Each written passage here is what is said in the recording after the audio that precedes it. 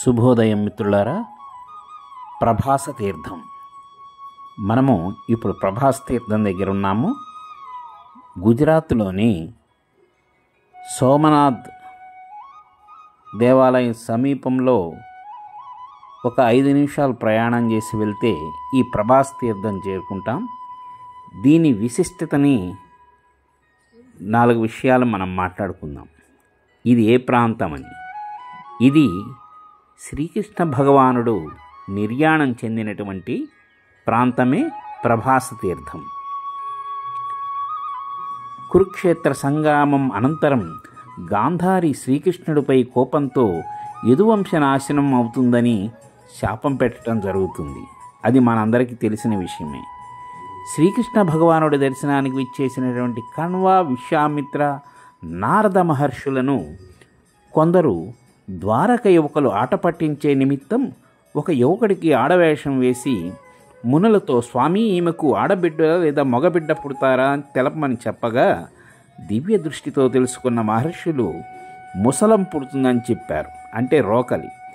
ఈ విషయం కృష్ణుడికి తెలియటం, విధిని ఎవరు తప్పించలేరు, ఇది యదువంశ నాశనానికి నాంది అనుకొని దాన్ని సముద్రం ఒడ్డున అరగతీయమని చెప్పగా ఆ నీళ్ళల్లో కలిసినటువంటి ఆ రజనంతా కూడా సన్నని రెల్లువలే వచ్చి దానితో కొట్టుకొని యదువంశం వాళ్ళంతా నాశనం అవుతారు. అరగదీయంగా మిగిలినటువంటి ఆ పుల్ల ఒక బోయవానికి చేతికి చిక్కటం, అది బోయవాడు దాన్ని బాణంగా ఉపయోగించి కృష్ణ భగవానుడు చెట్టు కింద విశ్రాంతి తీసుకున్నప్పుడు బొటనవేలును చూసి అది పక్షిగా భ్రాంతి చెంది బాణం వేయగా బొటనవేలుకి అతను దేహం చాలించటం జరుగుతుంది. ఆ యొక్క దృశ్యమే ఇక్కడ దేవాలయంలో మనకు కనిపిస్తున్నది. ఆ ప్రాంతమే ఈ యొక్క ప్రభాస తీర్థం.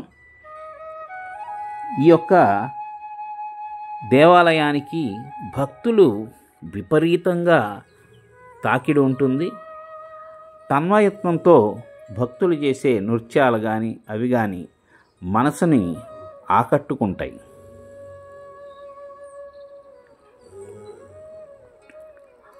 గత జన్మలో వాలిని సంహరించినట్టు శ్రీరామచంద్రుడు వాలికి వరమిచ్చిన విధంగా ఈ జన్మలో కృష్ణావతారంలో వాలినే బోయవాడుగా వచ్చి తన చేత బాణంతో శ్రీకృష్ణ భగవానుడు తనువు చాలిస్తాడు.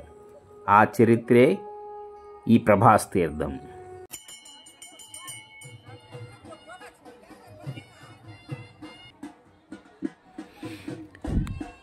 దేవాలయం ఎదురుగా ఈ జరుగుతున్నటువంటి కోలాహలంగా ఉన్నటువంటి స్త్రీమూర్తులంతా కలిసి నృత్యాలు చేస్తున్నారు.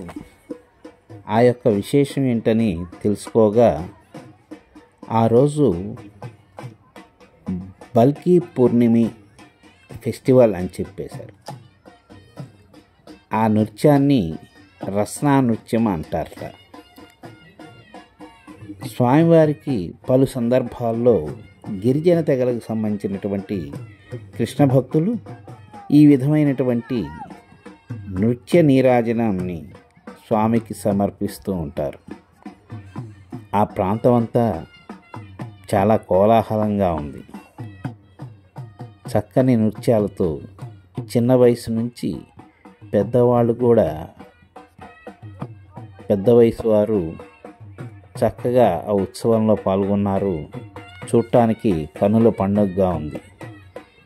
ఏదైనా సరే మనం పలు ప్రాంతాలు ఇట్లా తిరుగుతున్నప్పుడు ఈ విధమైనటువంటి పలు విధాలైనటువంటి సంస్కృతి సాంప్రదాయాల్ని మనం చూడగలుగుతుంటాం. ఇటువంటి చక్కని దేవాలయాన్ని చూసినందుకు చాలా సంతృప్తిగా ఉంది. స్వామివారి ఆశీస్సులు వారందరితో పాటు వీక్షకులైన మీ అందరికి కూడా దక్కాలని కోరుకుంటూ సర్వే జనాః సుఖినో భవంతు.